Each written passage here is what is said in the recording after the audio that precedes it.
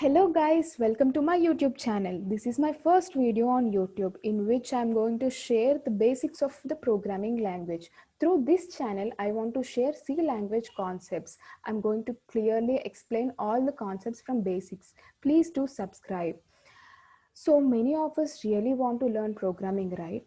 But actually, instead of going directly to the coding concepts, I just want to share basics of programming languages with you all.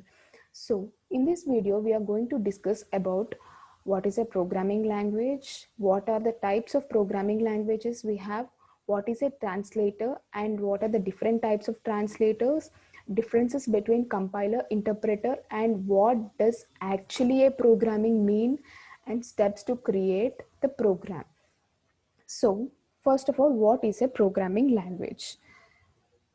Generally, we have languages to communicate between two things, right? So language is a media to communicate between two things. For example, we use Hindi, English, and different kind of languages to communicate with other human beings. So if the human being want to communicate with computer, we use programming languages. So programming languages are used to communicate between a machine and a human. So there are three different types of programming languages: low level languages, machine level or assembly languages, and high level languages. So we will see what low level, high level, and assembly level languages mean.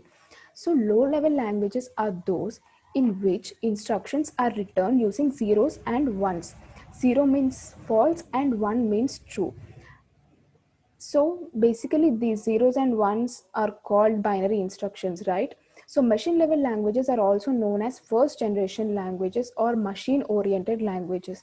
Then what are the assembly languages? So in assembly level language, generally instructions are written using letters, digits, and special characters.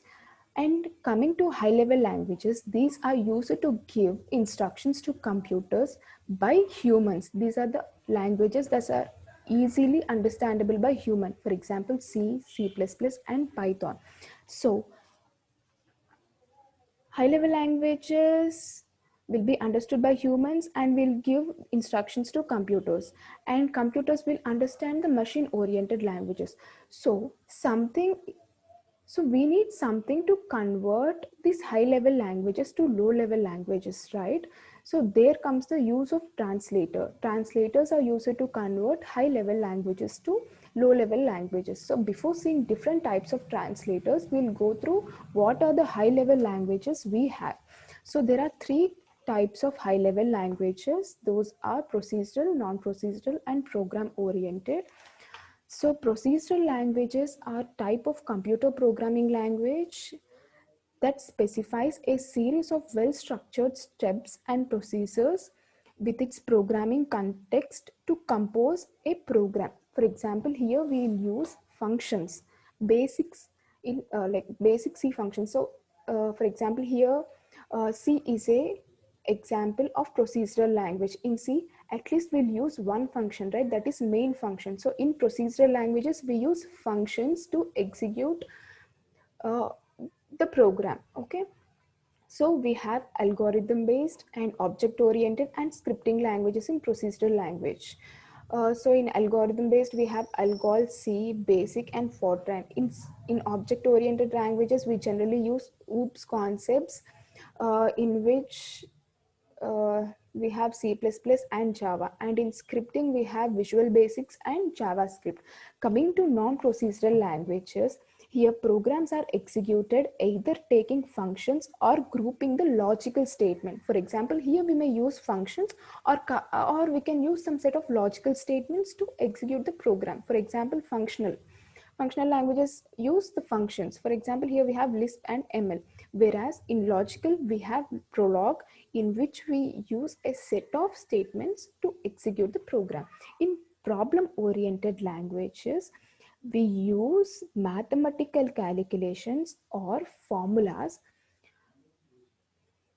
to generate the output. We have three different types of problem oriented languages. Those are numerical, symbolic, and publishing. In numerical, we have MATLAB, and in publishing, LaTeX.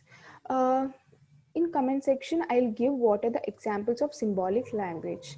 And we have translators. I said what is a translator before. So translator is used to convert high level languages to machine level languages, right? So there are three different types of translators: compiler, interpreter, and assembler.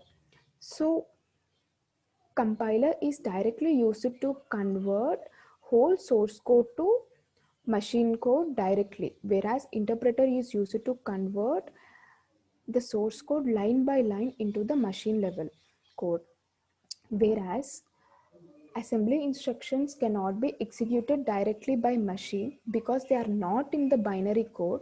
To translate assembly instructions to binary code, we generally use the assembler. So compilers and interpreters directly convert the high level languages to low level language, right? But what is the difference between compiler and interpreter? Compiler scans the entire program before translating it into the machine code. For example, it converts entire program into machine code, like entire source code. If there are 100 lines, it will convert entire 100 lines into the machine code and executes if there are no errors or if all the errors are removed. Whereas interpreter executes or converts line by line. It executes line by line. After converting the first line and after the executing the first line only, it will goes to second line. If any error is encountered in second line, after clearing the error in second line only, it will compile the third line. So compilers are really slow in debugging because all the list of errors are listed at once, so it will be very difficult for us to find the errors and to debug them, whereas by using an interpreter, errors can be easily found and removed. So as errors are removed and executed and compiled by the compiler at once, program execution time is very less, whereas in interpreter, program execution time is really more. So we have learned about programming languages and what are the different types of programming languages we have. But what does actually a program mean? A program is a set of logically related instructions that are arranged in a sequence which are used to solve a program. For example, we have to add two numbers. For that, what are the sequence of steps we have to perform? We have to read the input A. We have to read the input B, and we have to add those two numbers A and B, and then we have to print the result. So these are the four sequence steps which are used to solve the problem of addition. So similarly, a program is a set of logically related instructions which are arranged in a sequence which are used to solve a problem. Then what are the steps to create a program? First, we have to gather the input. What is the purpose of the program and what are the inputs we require? Then we have to design the code. Like we have to design the algorithm flow chart and we have to write the code. Then we have to test it. We have to find the errors. We have to debug it. And then we have to compile. If there are no errors and the program is compiled successfully, we go for execution and then we'll have the output. So thank you guys. Please do like, share and subscribe. Don't forget to click the bell icon. I'll upload the videos of all the C concepts continuously. Please do follow. Thank you.